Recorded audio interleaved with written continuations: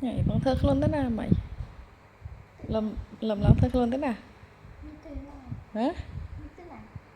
Thế nó lôi mày, mày không chờ mày. Mày không chờ mày lôi à?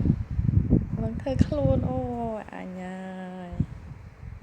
Còn giấy tầm môi ăn lùi địch tắc thế tắc luôn nè.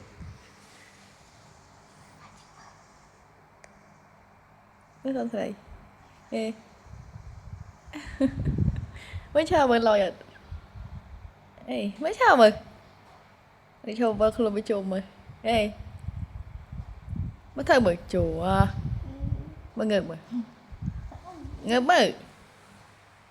Hả, môi bí bậy. Ngừng.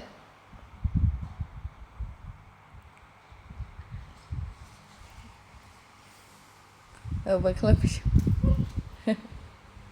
Ba mốc mày. Nó ác khao chạy mà ôi lô đừng ta ra thuật từ thuật ông ví ra con sấy hả